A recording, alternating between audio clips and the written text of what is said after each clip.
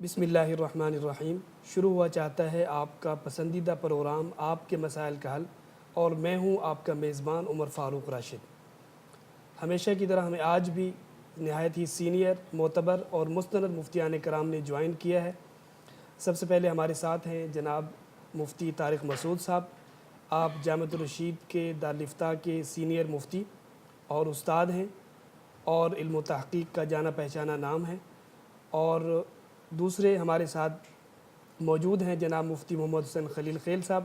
آپ بھی جامعۃ الرشید کے سینئر استاد، سینئر مفتی اور فقہ المعاملات کے فیکلٹی ممبر ہیں۔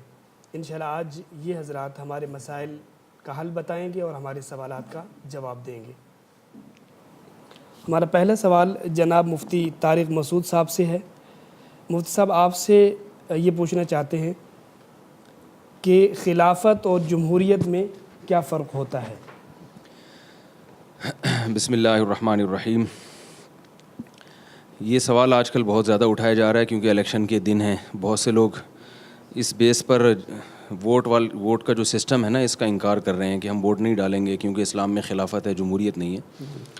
میں مختصر جواب دوں گا کیونکہ اس پر تو پوری کتابیں لکھی ہیں علماء نے، کہ خلافت کا جو بنیادی مقصد ہے نا، وہ یہ کہ اللہ کا قانون زمین پہ نافذ کرنا۔ اس کے لیے شریعت نے کوئی متعین طریقہ بتایا نہیں ہے۔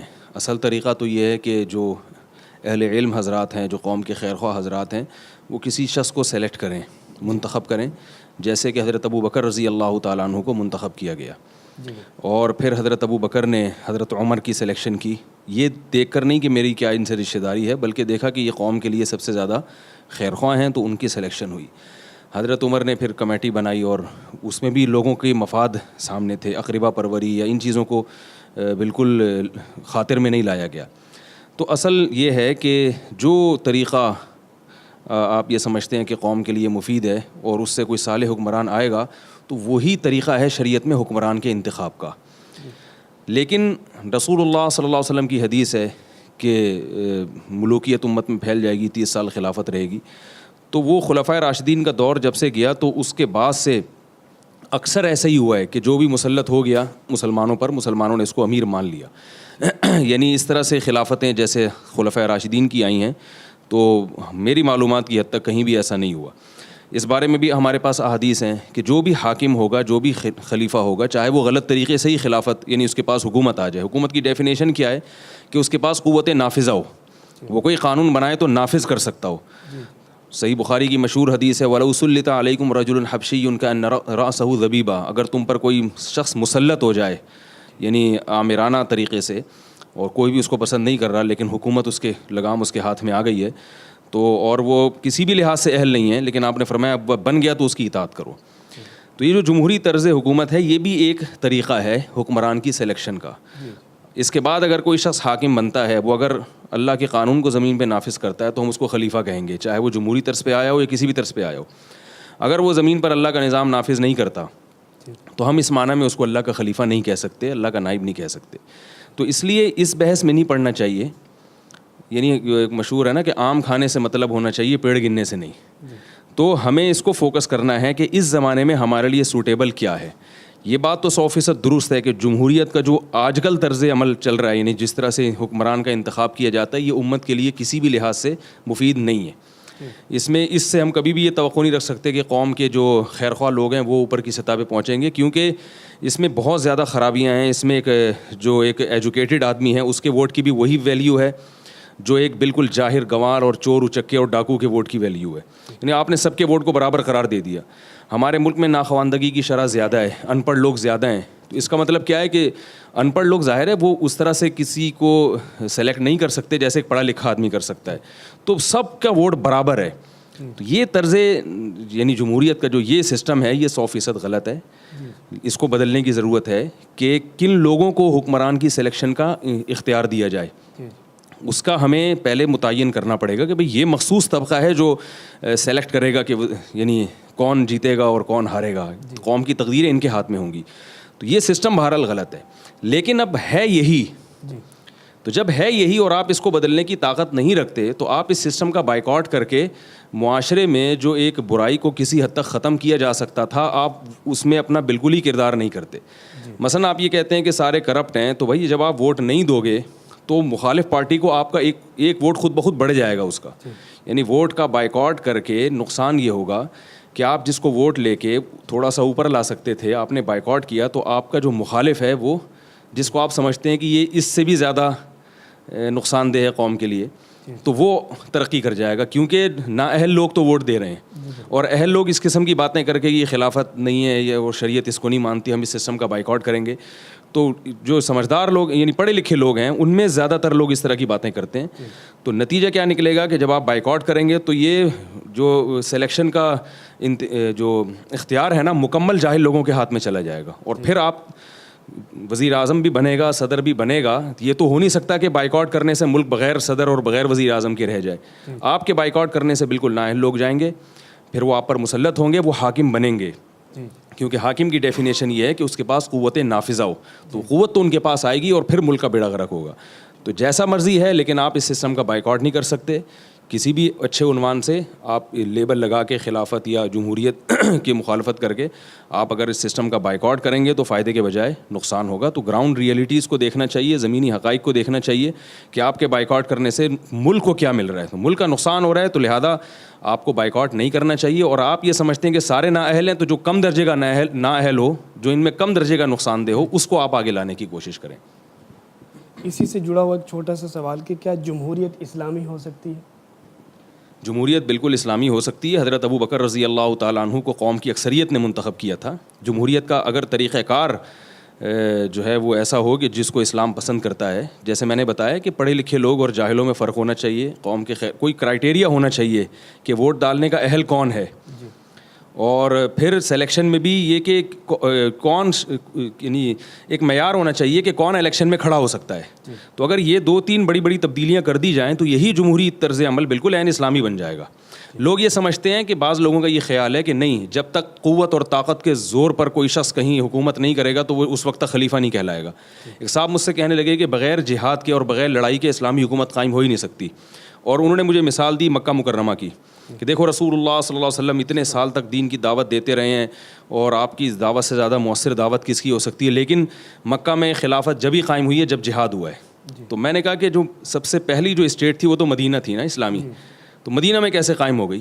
مدینہ میں تو یہی تھا کہ لوگوں کی اکثریت آپ کی دعوت سے متاثر ہوئی ہے, اور بغیر جنگ کے بغیر جہاد کے مدینہ کی جو حکومت کی باغڈور آپ صلی اللہ علیہ وسلم کے ہاتھ میں دے دی گئی ہے. تو ہر چیز ہر جگہ نہیں ہوتی, جہاد بھی ہے اپنی اس کے حکام ہیں, لیکن ہر جگہ آپ ایک ہی لاٹھی سے سب کو نہیں ہانک سکتے. تو جو میں نے عرض کیا ہے کہ آپ کے پاس اس کے علاوہ کوئی اور طریقہ نہیں ہے, تو اسی طریقے میں شامل ہو کر آپ جب حکومتی سطح پہ پہنچیں پھر آپ تبدیلیوں کی کوشش کریں, اس سسٹم کو بدلیں آپ, اور اس نہج پہ لے کر آئیں جو اسلام چاہتا ہے. جی بہت شکریہ تفصیلی اور تحقیقی جواب دینے کے لیے. مجھ صاحب اگلا سوال آپ سے یہ ہے کہ ایک شخص کا اعتراض ہے کہ اگر ووٹ گواہی ہے تو 2 عورتوں کا ووٹ ایک مرد کے برابر ہونا چاہیے, لہٰذا ووٹ شرعی شہادت نہیں, اور اگر نہ ڈالا جائے تو کوئی حرج کی بات نہیں. کیا یہ بات صحیح ہے؟ ووٹ کو بالکل ایسے شہادت قرار دینا جیسے ہم کسی کے حق میں ایک شہادت دیتے ہیں کہ یہ عادل ہے, اس طرح تو ووٹ کو گواہی قرار دینا درست نہیں ہے. ووٹ گواہی کی طرح ہے لیکن عین گواہی نہیں ہے, اس پر وہ شہادت والے احکام جاری نہیں ہوتے. لوگ یہ کہتے ہیں کہ ہم جب کسی کو ووٹ دیتے ہیں تو گویا ہم یہ گواہی دے رہے ہیں کہ یہ ملک اور قوم کے لیے مفید ثابت ہوگا, اور گویا یہ عادل ہے, ثقہ ہے, جو بھی ایک شہادت کے الفاظ ہوتے ہیں. تو یہ غلط فہمی ہے لوگوں کی. ہم جب کسی کو ووٹ دیتے ہیں تو یہ اس کی علامت نہیں ہے کہ اس میں کوئی خرابی نہیں ہے. ہمارا ووٹ دینا اس کی علامت ہے کہ اگرچہ یہ کرپٹ ہے, یعنی یہ بھی ہو سکتا ہے, یعنی یہ ووٹ دینے میں یہ بات مانی جا سکتی ہے کہ اگرچہ ہم اس کو کرپٹ مانتے ہیں لیکن ہم یہ سمجھتے ہیں کہ یہ دوسروں کی نسبت کم نقصان دہ ہے قوم کے لیے. تو اس لیے ہم اس کی سلیکشن کر رہے ہیں کہ 2 چور ہیں, ان میں جو کم درجے کا چور ہے ہم اس کو آگے لانا چاہ رہے ہیں, بشرطے کہ سارے چور ہوں. اگر کوئی چور نہیں ہے تو ایک الگ بات ہے. تو اس کو اس معنی میں گواہی لینا کہ جیسے میں کسی کے بارے میں گواہی دیتا ہوں کہ یہ بالکل کھرا کھوٹ سچا ہے, صادق ہے, امین ہے, اس معنی میں ووٹ گواہی نہیں ہے, لہذا اس پہ وہ شہادت کے احکام جاری نہیں ہوں گے. ہاں گواہی کی طرح ہے, گواہی سے ملتا جلتا ہے اس معنی میں کہ جب میں کسی کو ووٹ دے رہا ہوں تو میں یہ کہتا ہوں کہ میری نظر میں یہ دوسروں سے بہتر ہے. رہا یہ مسئلہ کہ خواتین کا ووٹ 2 کے برابر ہے، تو یہ انتظامی معاملات ہیں. اس میں حکومت اگر کوئی ایسی قانون سازی کرتی ہے کہ خواتین کے 2 خواتین کے ووٹ کو 1 کے برابر قرار دے دیا جائے، یا ایک خاتون کا ووٹ 1 ہی مرد کے برابر ہو، تو یہ ایک انتظامی چیز ہے جس میں غور کر کے حکومت قانون سازی کر سکتی ہے. تو اس میں 2 رائے ہو سکتی ہیں، لیکن اس کو شہادت پر قیاس نہیں کیا جا سکتا. جی بہت شکریہ مفتی صاحب نے جس انداز سے جواب دیا ہے اس سے تقریباً اس موضوع کے تمام اشکالات جو ہے وہ ختم ہو گئے ہیں. اگلا سوال مفتی صاحب سے یہ ہے کہ کیا سوکن کی بیٹی کے شوہر یعنی سوتیلے داماد سے پردہ ہے؟ جی ہاں، سوتیلا داماد سگے داماد کی طرح نہیں ہوتا، لہذا اس سے پردہ ہے. جی اگلا سوال یہ ہے کہ لڑکی کی شادی کے لیے جہاں اس کے گھر والے چاہتے ہیں وہاں وہ نہیں مانتی، اور جہاں لڑکی کہتی ہے وہاں گھر والے نہیں مانتے، جس کی وجہ سے گھر میں کافی بدمزگی ہے. اس صورت میں شرعی طریقہ کار کیا ہوگا؟ لڑکی کو چاہیے کہ سب سے پہلے وہ یہ دیکھے کہ والدین کا جو تجربہ ہے، علم ہے، وہ زیادہ ہوتا ہے. لڑکیاں صرف شکل و صورت اور اسٹائل کو دیکھتی ہیں آج کل، یہ نا اس کے خاندان اور یہ سب چیزیں ان کی موبائل پہ لڑکے بیوقوف بنا رہے ہوتے ہیں لڑکیوں کو چکنی چپڑی باتیں کر کے، تو وہ بس ایک دماغ میں بٹھا لیتی ہیں اور اب والد اور بھائیوں کو بالکل نظر انداز کر دیتی ہیں. تو اس لیے عام حالات میں والدین کی بات اور بھائیوں جو بھی اس کے اولیاء ہیں ان کی بات کو لڑکی کو چاہیے کہ ترجیح دے، کیونکہ وہ کبھی بھی اپنی بیٹی یا بہن کے لیے غلط نہیں سوچ سکتے. ان کو بھی پتہ ہے کہ بعد میں کل ہمارے لیے بھی مسائل کھڑے ہوں گے اگر ہم اس کے لیے غلط سوچیں گے. تو نارمل حالات میں تو ایسا ہی ہے کہ لڑکی کو چاہیے اپنے والدین کی رائے کو. لیکن اگر واقعی کوئی والدین زیادتی کر رہے ہیں یا ایسی جگہ لڑکی کا نکاح کرنا چاہ رہے ہیں جہاں لڑکی کو طبی طور پر بالکل ذہن کسی قیمت پہ آمادہ ہو ہی نہیں رہا، تو یعنی اس نے ہر طرح سے سوچ کے دیکھ لیا اور تمام پہلوؤں پہ غور کر لیا، تو پھر شریعت کا حکم یہ ہے کہ بالغ لڑکی پر باپ زبردستی نہیں کر سکتا.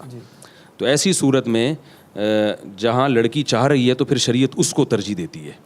یعنی ان تمام پہلوؤں پہ غور کرنے کے بعد بھی اگر یہ ثابت ہوتا ہے کہ نہیں واقعی لڑکی کو طبعی نفرت ہے اس مرد سے جس سے وہ ان کے والدین نکاح کر رہے ہیں، تو ایسے ہی ہے نا جیسے ایک چیز کھانے کی رکھی ہوئی ہے آپ کے سامنے، روٹی اور بڑی تڑکے والی خوبصورت سی دال رکھی ہوئی ہے، آپ ڈاکٹر بھی کہہ رہے ہیں اس کا کھانا صحت کے لیے بہت مفید ہے، ہر لحاظ سے ٹھیک ہے، لیکن آپ کا دل ہی نہیں چاہ رہا، آپ کا وہ چیز کھانے کو دل نہیں چاہ رہا، تو والدین گن پوائنٹ پہ تو نہیں کھلا سکتے نا یہ کوئی بھی کہ نہیں جی اب کھاؤ کیونکہ اس میں کوئی نقصان دہ نہیں ہے. تو بعض دفعہ والدین یہ سمجھ رہے ہوتے ہیں کہ ہم اپنی بیٹی کی شادی جہاں کرنا چاہتے ہیں وہ اچھا ہے، تو اتنا کافی نہیں ہے، اور پھر اس وجہ سے وہ زبردستی اس کو چاہتے ہیں کہ جو اتنا اچھا ہے تو کیوں انکار کر رہی ہو. لیکن ان کو یہ نہیں پتہ ہوتا کہ محض اچھا ہونا کافی نہیں ہے.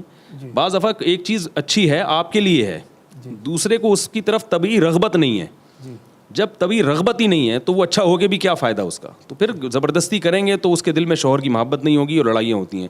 اس لیے بالکل 2 ٹوک حدیث ہے اس بارے میں کہ جو بالغ لڑکی ہے اس پہ زبردستی نہیں کی جا سکتی. جی بہت شکریہ.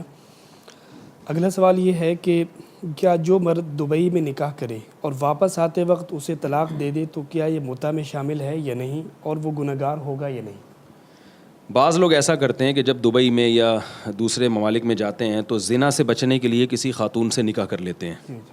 ان کے دل میں نیت یہ ہوتی ہے کہ ہم صرف زنا سے بچنے کے لیے کر رہے ہیں اور جب واپس جائیں گے تو اس کو طلاق دے کے چلے جائیں گے. چونکہ لڑکی سے ایسا ایگریمنٹ نہیں ہوتا کہ ہم تمہیں بعد میں طلاق دیں گے، اس کو سامنے یہی شو کیا جاتا ہے کہ ہم ہمیشہ کے لیے نکاح کر رہے ہیں. تو اس لیے اس عمل کو زنا یا متع تو نہیں کہا جا سکتا، متع تو ٹیمپریری نکاح ہے، تو زنا تو نہیں کہیں گے. لیکن یہ بہت بڑا دھوکہ ہے لڑکی کے ساتھ، کیونکہ لڑکی بہرحال یہ سمجھ رہی ہوتی ہے کہ یہ صرف ٹائم پاس کرنے کے لیے نہیں بلکہ باقاعدہ بیوی بنانے کے لیے مجھے نکاح کر رہا ہے. تو اس میں پھر وہ عورت کو نقصان ہوتا ہے کہ وہ اس کو یہ اگر اس کو پہلے سے ذرا سا بھی اندازہ ہو جاتا وہ کبھی بھی آپ سے نکاح نہ کرتی. تو میں یہ سمجھتا ہوں اس میں دھوکے کا بہرحال گناہ ہوگا کہ آپ نے دل میں نیت یہ تھی کہ میں اس کو چھوڑ دوں گا اور صرف اپنی خواہش پوری کروں گا، اور وہ بیچاری یہ سمجھ رہی ہے کہ یہ ہمیشہ کے لیے مجھ سے نکاح کر رہے ہیں. تو کسی کے ساتھ بھی اس طرح کا دھوکہ کرنا یہ جائز نہیں ہے. جی بہت شکریہ. اگلا سوال اسی سے ملتا جلتا ہے کہ تجدید نکاح کیسے کریں، اس کا کیا طریقہ ہے؟ جیسے پہلی دفعہ نکاح ہوا تھا نا، گواہ موجود تھے تو قاضی صاحب نے کہا میں نے آپ کا نکاح اس سے کرایا، اس نے کہا تو اسی طرح دوبارہ نکاح کر لیں. جی بہت اچھا. 2 گواہوں کی موجودگی میں. جی. آگے اب ہم چلیں گے مفتی محمد حسین خلیل خیل صاحب کی طرف. مفتی صاحب سے ہمارا پہلا سوال یہ ہے کہ مفتی صاحب استحاضہ والی عورت اپنی ناپاکی کے ایام کب تک شمار کرے گی؟ اگر کسی خاتون کو مستقل خون آتا رہتا ہے تو اس صورت میں وہ کب سے نماز ادا کرنا شروع کرے گی؟ بسم اللہ الرحمن الرحیم. ایسی جو خاتون ہے وہ پہلا والا جو مہینہ ہوتا ہے استحاضہ کے بغیر جو مہینہ گزرا ہے جس میں عادت کے مطابق اس کو ماہواری آئی ہے تو اسی مہینے سے عادت یہ لے گی. اس مہینے میں جتنے دن حیض کا خون آیا تھا تو جو استحاضے والا مہینہ ہے اس میں بھی اتنے ہی دن حیض کے شمار کیے جائیں گے اور باقی دن استحاضے کے ہوں گے. مثلا جو گزشتہ مہینہ ہے اس میں 6 دن اس کو حیض آیا تھا، باقی مہینے میں پاک رہی تھی، اور اس مہینے میں مسلسل خون ہے تو اس میں سے 6 دن وہ حیض شمار کرے گی اور باقی کو جو ہے نا وہ استحاضہ شمار کرے گی. اور زیادہ سے زیادہ مقدار ظاہر ہے کہ حیض کی 10 دن ہو سکتی ہے، تو اگر گزشتہ مہینے میں بھی 10 دن سے زیادہ خون آیا تھا اس مہینے میں بھی تو پھر 10 دن تک ہی حیض ہو سکتا ہے، اس سے جو اضافی مدت ہوگی وہ استحاضے کی ہوگی. تو گزشتہ مہینے کی عادت کو دیکھا جائے گا. خلاصہ یہی ہوا. جی بہت شکریہ. اگلا سوال یہ ہے کہ جس زخم کو دھو نہیں سکتے تو وضو اور غسل میں کس طرح مسح کیا جائے گا؟ جی مسح تو یہی ہے کہ زخم کے اوپر ہاتھ جو گیلا ہاتھ ہے وہ پیر دیا جائے، اور اگر زخم کے اوپر پٹی لگی ہے اور پٹی کو اتارنا مشکل ہے اور زخم کے اوپر مسح نہیں کیا جا سکتا تو اس صورت میں پھر پٹی کے اوپر بھی مسح کیا جا سکتا ہے کہ پوری پٹی پر گیلا ہاتھ پیر دیا جائے ایک بار. لیکن یہ صورت بھی پیش آ سکتی ہے کہ زخم پر ہاتھ لگانا ہی مشکل ہو، بالکل مسح بھی نہیں کیا جا سکتا، تو اس صورت میں پھر ایک عذر ہے. فقہاء نے فرمایا ہے کہ پھر چھوڑ لے مسح کو بھی.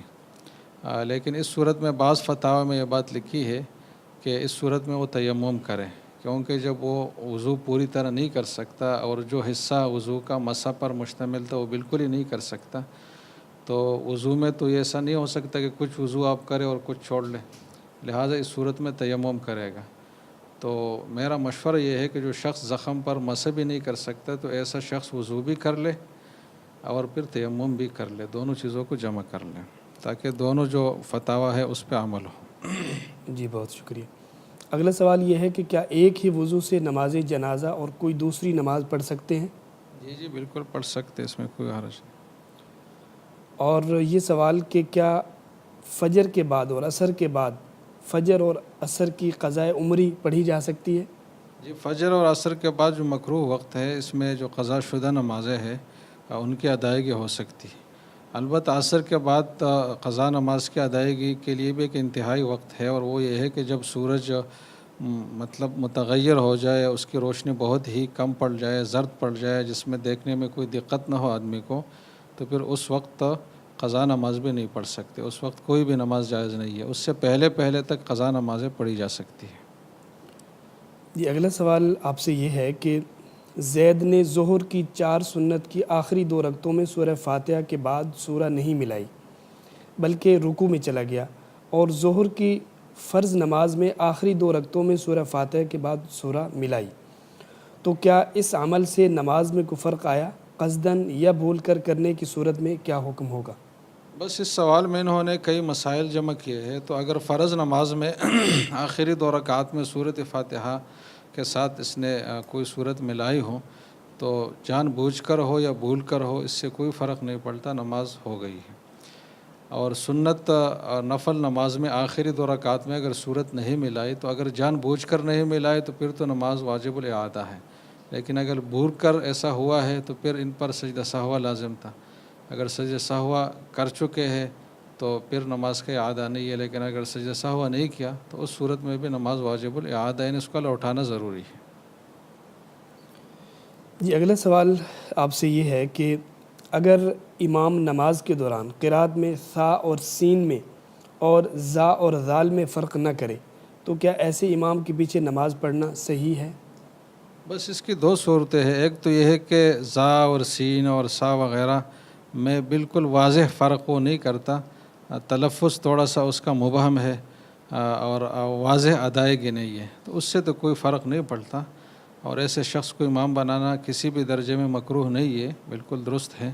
البتہ یہ الگ بات ہے کہ جو آدمی بالکل صاف لہجے میں تلاوت کر سکتا ہے تو اس کو امام بنانا زیادہ بہتر ہے بنسبت ایسے شخص کے. لیکن اگر امام بنایا گیا ہو تو پھر یہ فتنہ و فساد کی بات نہیں ہوگی، بلکہ یہ کہ اس کو امام رکھا جائے اور یہ کہ اس کے پیچھے نمازیں پڑھی جائیں. دوسری صورت یہ ہے کہ وہ دو حروف میں سے کسی ایک حرف کو ادا ہی نہیں کر سکتا، جیسے کہ زا اور سین ہے مثلا، یا سا اور سین ہے، تو ایک حرف کو وہ ادا کر ہی نہیں سکتا، اس کی جگہ وہ دوسرا حرف ہی ادا کرتا ہے، تو ایسے شخص کو اصطلاح میں الصغ کہا جاتا ہے، الصغ سا غین کے ساتھ۔ تو ایسے شخص کے امام بننے کے حوالے سے دونوں آراء ہے فقہا کی، ایک یہ کہ یہ امام بن سکتا ہے، اس کے پیچھے نماز درست ہے، دوسری یہ کہ نہیں، امامت یہ نہیں کر سکتا اور اس کے پیچھے نماز جو ہوگی وہ باطل ہے۔ اور اس دوسرے قول کو اکثر فقہا نے راجح اور مطلب یہ کہ موزون قرار دیا ہے۔ تو اگر وہ ایک حرف کی جگہ دوسرا حرف ہی ادا کرتا ہے اور کسی حرف کی ادائیگی سے بالکل ہی عاجز ہے، تو پھر ایسے شخص کو امام بنانا جائز نہیں ہے۔ اگر امام بن گیا اور نماز پڑھائی تو اس نماز کا اعادہ اور لوٹانا لازم ہے۔ جی بہت شکریہ۔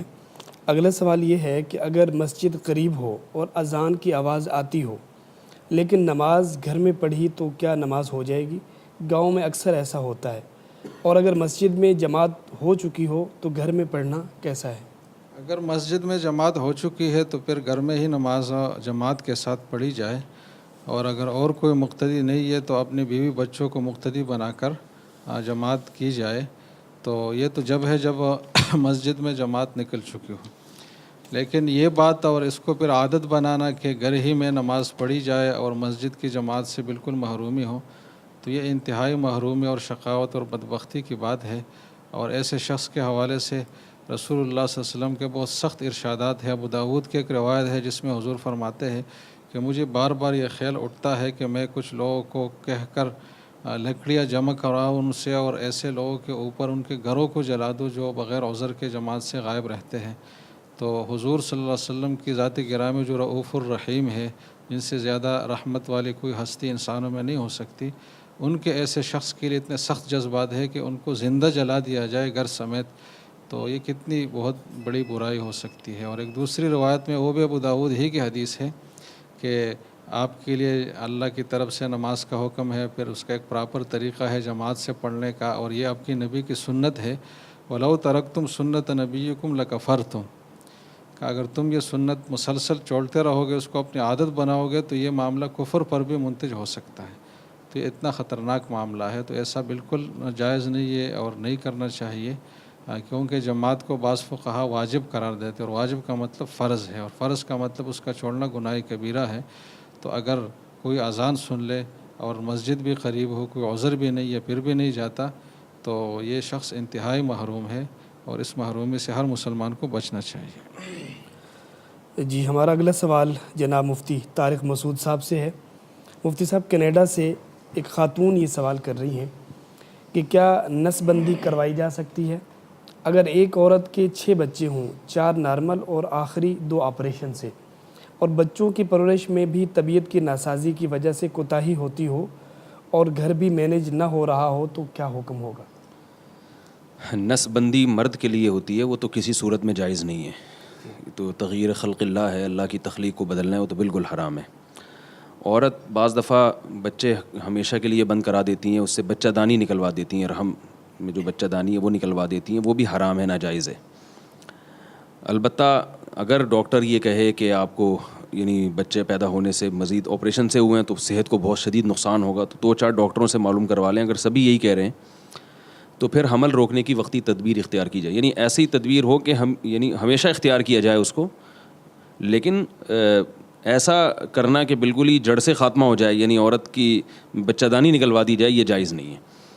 تو بچہ دانی نکلوانے کی گنجائش صرف ایک صورت میں دی جا سکتی ہے کہ موت کا خطرہ ہو، یعنی ماہر ڈاکٹر میں سے چند ایک کی رائے لے لی، سب سے پوچھ لیا، سب یہ کہہ رہے ہیں کہ آپ مر سکتی ہیں، یعنی غالب گمان ہے کہ اگر آپ کو حمل ٹھہرا تو آپ مر جائیں گی، تو اگر موت کا خطرہ ہے تو ایسی صورت میں وہ بچہ دانی نکلوانے کی گنجائش ہے، لیکن اگر صرف بیماری ہے یا ایسی چیزیں ہیں تو وہ بچہ دانی نہیں نکال سکتی۔ جی اگلا سوال یہ ہے کہ طلاق کی عدت 3 حیض ہے، تو کیا حیض سے پاک ہونے کے فوراً بعد عدت ختم ہو جائے گی یا دن پورے کرنے کے لیے عصر تک رکنا ہوگا؟ نہیں، تیسرا حیض جیسے ہی ختم ہوگا تو ایک نماز کا وقت یا تو گزر جائے یا وہ عورت غسل کر لے تو فوراً عدت ختم ہو جائے گی، شام تک ٹھہرنا ضروری نہیں ہے۔ جی اگلا سوال یہ کیا گیا ہے کہ زید نے قسم کھائی کہ زندگی بھر جھوٹ نہیں بولوں گا، لیکن اس سے جھوٹ کئی بار سرزد ہوتا رہا تو اس کا کفارہ کیا ہوگا اور کیا اس کو کفارہ بار بار ادا کرنا ہوگا؟ اس نے چونکہ قسم ایک دفعہ کھائی ہے نا تو ایک ہی کفارہ ہے، اس کے بعد قسم کا کفارہ ادا کر دے. دوبارہ جھوٹ بولنے سے قسم نہیں ٹوٹے گی، کیونکہ قسم ختم ہو گئی ایک دفعہ جب اس نے کفارہ ادا کر دیا اور ایک دفعہ جھوٹ بول دیا. تو ان کے الفاظ اگر یہ ہوں کہ زندگی بھر نہیں بولوں گا تو بھی زندگی بھر نہیں بولوں گا مطلب کبھی بھی نہیں بولوں گا، تو جیسے ہی بولا اس نے تو وہ قسم ٹوٹ گئی. تو بس کفارہ ادا کر دے، دوبارہ بولے گا تو دوبارہ سے نیا کفارہ واجب نہیں ہوگا. یہ اگلا سوال یہ ہے کہ اگر مسجد کے امام کی تنخواہ کم ہو اور وہ مسجد کے باتھ روم کو کسی کو صفائی کے لیے ٹھیکے پر دے کر اس سے ماہانہ 2000 اپنے لیے لیا کرے تو کیا جائز ہے؟ مسجد کی کوئی بھی انتظامیہ ہونا تو یہ کام مسجد کی انتظامیہ کے بغیر جائز نہیں ہے. دوسرا یہ امام کے وقار کے بھی خلاف ہے کہ وہ بیت الخلاء کی آمدن کھائے. تو اس لیے امام صاحب کو چاہیے کہ وہاں عوام کو بتائیں کہ بھائی کوئی انتظامیہ بناؤ یا کوئی میری تنخواہ متعین کرو یا کوئی اس کا کوئی باقاعدہ انتظام کرو. اگر ایسا نہیں ہوتا تو پھر امام صاحب کو چاہیے کوئی کاروبار بھی ساتھ ساتھ کریں یا کوئی ملازمت بھی کریں تاکہ ان کے مصارف پورے ہوں. جی بالکل. جی ابو ظہبی سے عبد الرحمن صاحب یہ پوچھ رہے ہیں کہ میں ہر سال تاریخ خانے پر زکوٰۃ دیتا ہوں. اب اس سال مجھ پر قرضہ ہے جبکہ میرے پاس 4 تولہ سونا بھی ہے، تو اب مجھ پر زکوٰۃ ہے یا نہیں؟ 4 تولے سونے پر تو زکوٰۃ ہوگی اگر اس کے ساتھ 1 روپیہ بھی ہے. باقی قرضہ کتنا ہے یہ انہوں نے نہیں بتایا. اگر قرضہ اتنا ہے کہ جو نصاب یعنی ان کے قرضہ اگر اس میں سے منہا کیا جائے تو صاحب نصاب بنتے ہی نہیں ہے تو پھر زکوٰۃ نہیں ہے، اور قرضہ تھوڑا سا ہے تو پھر زکوٰۃ واجب ہے. یہ اگلا سوال کراچی سے ام محمد یہ کر رہی ہیں کہ قربانی، صدقہ فطر اور حج وغیرہ میں ضرورت سے زائد سامان میں کیا چیزیں آتی ہیں؟ A C, fridge, washing machine, generator, computer اور بھی بہت سی چیزیں جن کی ضرورت نہ ہو، کیا یہ سب چیزیں ضرورت سے زائد سامان میں شامل ہیں؟ اسی طرح کرائے کا گھر، پلاٹ یا سواری کے لیے 2 گاڑیاں جبکہ ضرورت ایک سے پوری ہوتی ہو، اور خواتین کے لیے میک اپ کا سامان، جیولری اور فینسی کپڑے، پرس اور 3-4 برقعے، کیا یہ سب چیزیں ضرورت سے زائد سامان میں داخل ہوں گے یا نہیں؟ ویسے تو یہ ساری چیزیں ضرورت سے زائد ہی ہیں، اتنے مال اکٹھا کرنا. لیکن جو قربانی کے نصاب میں جو ضرورت کا جو ڈیفینیشن ہے وہ یہ ہے کہ کوئی بھی چیز جو استعمال میں نہ آ رہی ہو. اگر 2 کے بجائے 4 گاڑیاں ہیں لیکن استعمال میں آ رہی ہیں تو اس کو ہم ضرورت یعنی نصاب کے اعتبار سے ضرورت ہی سمجھیں گے. تو کوئی بھی ایسا سامان ہو نا گھر کا جو پورے سال استعمال میں نہیں آتا یا پلاٹ ہے ایسے ہی خالی پڑا ہوا ہے، نہ آپ نے کسی کو رینٹ پہ دیا ہوا ہے، نہ آپ اس پہ گھر بنا کے رہ رہے ہیں، تو ایسی خالی پلاٹ پڑا ہوا ہے تو وہ بھی ضرورت سے زائد میں آتا ہے کیونکہ استعمال میں نہیں ہو رہا. تو ضرورت سے زائد کا مطلب یہ ہے کہ کوئی چیز آپ کے استعمال میں نہ آ رہی ہو. یہ اگلا سوال یہ ہے کہ قرآن پاک میں ایک جگہ ہے لا اکراہ فی الدین، دین میں جبر و تشدد نہیں، جبکہ دوسری طرف مرتد کو قتل کرنے کا حکم ہے. تو جب اسلام میں تشدد نہیں ہے تو انسان کو مذہب تبدیل کرنے پر کیوں سزا ہے، جبکہ مذہب ماننا نہ ماننا انسان کا بنیادی حق ہے؟ یہ جو قرآن کی آیت ہے کہ دین میں زبردستی نہیں ہے، اس کا مطلب ہے دین میں داخل کرنے میں زبردستی نہیں ہے. یعنی کسی غیر مسلم کو آپ زبردستی مسلمان نہیں کر سکتے، اس کی مرضی ہے. تو مسلمان جب ہو گیا تو پھر زبردستی ہے، اس پر دوسری احادیث موجود ہیں. بلکہ حکومت پر لازم ہے کہ علانیہ گناہ کسی کو حکومت کرنے کی اجازت نہیں دے سکتی. آپ دیکھیں اگر کوئی زنا کرے گا تو قرآن میں حکم ہے 100 کوڑے لگاؤ چوک پہ کھڑا کر کے. اگر دین میں زبردستی نہ ہونے کا یہ مفہوم ہوتا تو پھر بھائی زنا کی بھی اجازت ہو، جو چاہے کرے جو چاہے بچے. چوری پر قرآن نے ہے کہ ہاتھ کاٹ ڈالو، اس لیے کہ تاکہ لوگوں کو زبردستی چوری سے روکا جائے. شراب پہ سزا ہے 80 کوڑے کی. تو یہ مطلب نہیں ہے زبردستی کا جو انہوں نے مفہوم لیا. یہ لا اکراہ فی الدین کا صرف یہ مطلب ہے کہ غیر مسلم اگر اسلام قبول نہ کرنا چاہے تو آپ اس کو زبردستی اسلام پر مجبور نہیں کر سکتے. باقی مسلمانوں کے لیے حکام ہے کہ وہ شریعت کو انہوں نے فالو کرنا ہے، اور علانیہ کبیرہ گناہ وہ نہیں کر سکتے. رمضان میں آپ علانیہ روزہ کھائیں گے تو حکومت پر لازم ہے کہ آپ کو سزا دے، کیونکہ آپ کھلے عام گناہ کر رہے ہیں. آپ اگر نماز نہیں پڑھ رہے تو حکومت پر لازم ہے کہ آپ کو وہ نماز کے وقت میں، جیسے سعودی عرب میں اب تک ہوتا رہا ہے کہ وہ نماز کے وقت میں اگر آپ ہوٹل کھول کے بیٹھے ہیں تو گرفتار کر لیتے تھے، وہ اس پہ کیس ہو جاتا تھا. تو اسلام میں یہی حکم ہے کہ جو علانیہ کبیرہ گناہ ہیں ان کی اجازت نہیں ہے لوگوں کو، اس پر حکومت لوگوں کو زبردستی مجبور کرے گی. یعنی اگر اسلام میں داخل ہو رہا ہے تو پھر اس کا اختیار ہے، لیکن اگر نکل رہا ہے اسلام میں آنے کے بعد واپسی کا آپشن نہیں ہے. جی کیونکہ یہ تو دین کو لوگ تماشا بنا لیں گے نا. کوئی بھی کل آج اسلام قبول کرے گا کل واپس ہو جائے گا. تو یہ یعنی ایک تو ایک لہو یعنی تلاعب بھی دین ہے، ایک قسم کا دین کے ساتھ مذاق ہے. تو اس لیے اسلام نے پہلے کہہ دیا کہ سوچ سمجھ کے آؤ. آنے پر کوئی وہ نہیں ہے زبردستی، لیکن آ گئے تو پھر واپسی کا آپشن نہیں ہے آپ کے پاس. جی بہت شکریہ. ہمارا اگلا سوال جناب مفتی محمد حسین صاحب سے ہے. مفتی صاحب، انتقال کر جانے والوں کے لیے مرحوم کا لفظ استعمال ہوتا ہے، اس کا کیا مطلب ہے؟ جی، مرحوم کا جو لفظ ہے ایک دعائیہ کلمہ ہے اور اس میں رحمت کی دعا دی جاتی ہے جو فوت شدہ ہے اس شخص کو. تو یہ کسی بھی مسلمان کے لیے لفظ استعمال ہو سکتا ہے، خواہ وہ نیک زندگی گزار کے کیا ہے یا قابل رحم زندگی گزار کے کیا ہے، کیونکہ رحمت کی دعا ہر مسلمان کے لیے ہو سکتی ہے. جی بہت شکریہ مفتی صاحب. اگلا سوال یہ ہے کہ میں نے آٹا چکی والے کے پاس 1,00,000 روپے انویسٹمنٹ کی ہے، جس سے وہ آٹا چکی کا مالک گندم خرید کر کاروبار کرتا ہے اور مجھے ہر ماہ منافع میں سے کچھ رقم ملتی ہے اور میرا 1,00,000 محفوظ ہے، کیا اس طرح جائز ہے؟ بس انہوں نے جو آخری بات کی ہے کہ میرا جو 1,00,000 ہے محفوظ ہے، تو اگر اس کا مطلب یہ ہے کہ انہوں نے 1,00,000 بطور قرض دیا ہے جس کی ادائیگی اس دوسرے شخص پر بہرحال لازم ہے، تو پھر تو اس پر نفع وصول کرنا یہ سود ہے. خواہ متعین نفع وصول کرے جیسے کہ 1,000 2,000 یا فیصدی نفع وصول کرے، دونوں صورتیں سود میں داخل ہے اور صریح حرام اور ناجائز ہے. لیکن اگر اس نے کاروبار کے لیے پیسے دیے ہیں اور یہ بات طے ہوئی ہے کہ یہ نفع نقصان پر شراکت داری ہے، کاروبار میں اگر نقصان ہوا تو میرا یہ جو کیپٹل ہے، راس المال ہے، یہ بھی نقصان میں چلا جا سکتا ہے. اگر اس طرح رسک پر پیسے دیے ہیں اور نفع نقصان میں شراکت داری پر دیے ہیں تو پھر یہ کاروبار اس شرط پر جائز ہے کہ جو نفع ہو اس کا فیصدی حصہ فریقین کے لیے طے ہو، کہ مثلاً 50% ایک لے گا، 50 دوسرا لے گا. اگر اس میں بھی فکس متعین رقم کی مقدار کی صورت ہے کہ 10,000 یہ لے گا اور باقی دوسرا لے گا تو یہ بھی غلط ہے. تو دو چیزیں ضروری ہے جائز ہونے کے لیے، کہ کاروبار میں جو رقم دی گئی ہے اس کی کوئی گارنٹی نہ ہو واپسی کی، اور نفع نقصان دونوں کے اس پر ہو، اور دوسری بات یہ کہ نفع کا جو شیئرنگ ہے اور جو تقسیم ہے یہ پرسنٹیج پر ہو، فکسڈ اماؤنٹ کی صورت میں نہ ہو. جی بہت شکریہ، بہت تفصیل سے جواب دیا. اگلا سوال یہ ہے کہ ایک صاحب کی کیش رقم دبئی میں ہے. ان صاحب نے ہندوستان میں دوسرے صاحب سے کہا کہ آپ اپنے اکاؤنٹ میں وہ رقم منگوا لیجئے، میں اس رقم کا 40% آپ کو دے دوں گا، کیا یہ شرعی اور فقہی لحاظ سے درست ہوگا؟ بس کسی کی رقم اپنے اکاؤنٹ پر منگوانا یہ ایک سروس فراہم کرنے والی صورت ہے اور ایک جائز سروس اور خدمت ہے، اور کسی بھی جائز خدمت کا کوئی بھی معاوضہ لیا جا سکتا ہے اور طے کیا جا سکتا ہے. تو 40% تو بہت زیادہ انہوں نے لکھا ہے، پتہ نہیں کیسے اس طرح بات ہوئی ہے، لیکن بالفرض اگر ہوئی ہے تو اس میں شرعی حوالے سے کوئی قباحت نہیں ہے، کیونکہ ایک جائز سروس پر ایک معلوم اجرت ہے جو کہ جائز ہے. جی بہت شکریہ.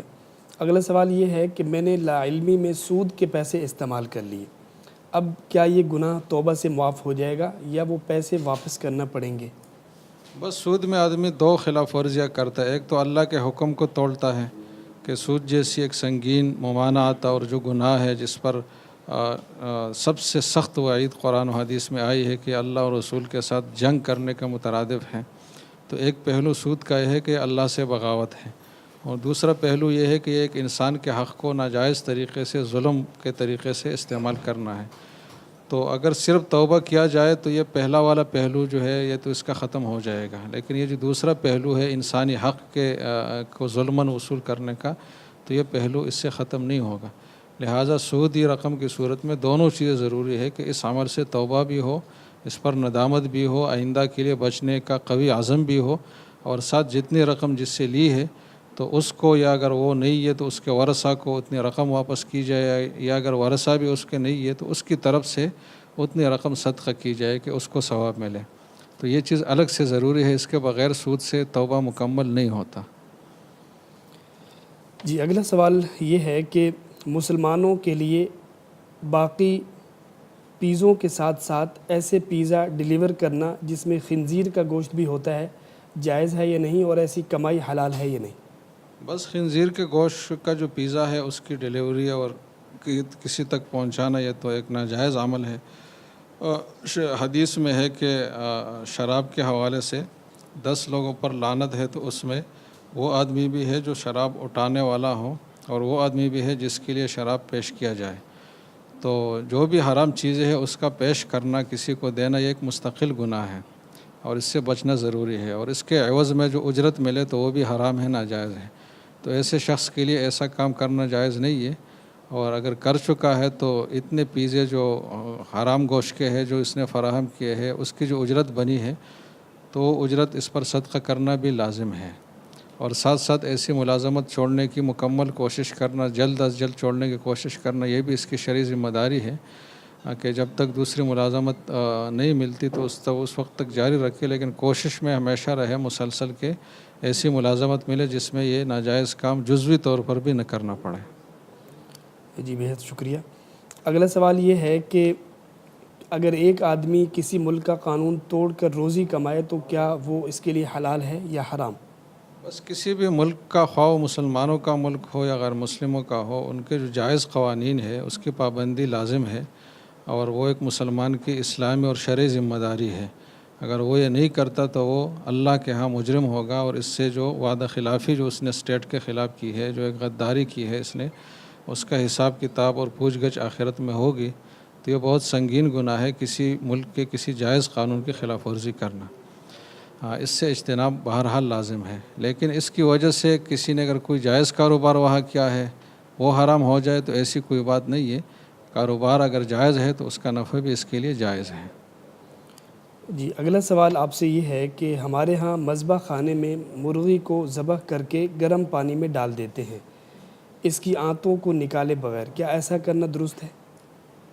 بس اگر پانی اتنا گرم ہے کہ وہ بالکل مطلب جوش مارنے کی حد تک گرم ہے تو پھر تو اس میں اگر مرغی یا کوئی بھی جانور اتنی دیر کے لیے رکھا جائے جس میں غالب خیال یہ بن جائے کہ اس کے اندر جو نجاست ہے وہ گوشت میں سرایت کر چکی ہے، اتنے دورانیے کے لیے کھولتے ہوئے پانی میں کسی جانور کو رکھنا، اس سے تو وہ بالکل حرام ہو جاتا ہے اور پورا گوشت نجس اور ناپاک ہو جاتا ہے.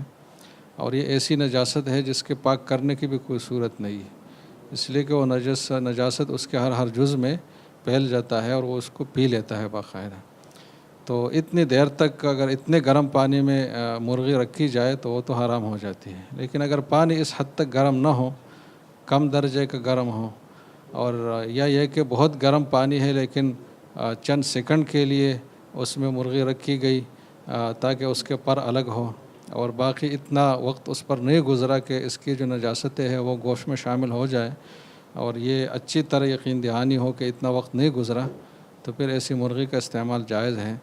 باقی اس کا دورانیہ کتنا ہے تو فتاویٰ میں 2 منٹ تک لکھا ہے کہ اگر 2 منٹ تک مرغی کو ایسے کھولتے ہوئے پانی میں رکھا جائے تو اس میں نجاست سرایت کر جاتی ہے. تو مطلب 1 منٹ سے کم دورانیے میں یہ عمل ہونا چاہیے. اس سے اگر بڑھ جائے تو پھر حرام ہونے کا خدشہ بہرحال اس میں آ جاتا ہے. بےحد شکریہ مفتیان کرام کا اور ناظرین کا. آج بس اتنا ہی، کل تک کے لیے اجازت چاہتے ہیں. السلام علیکم ورحمۃ اللہ وبرکاتہ.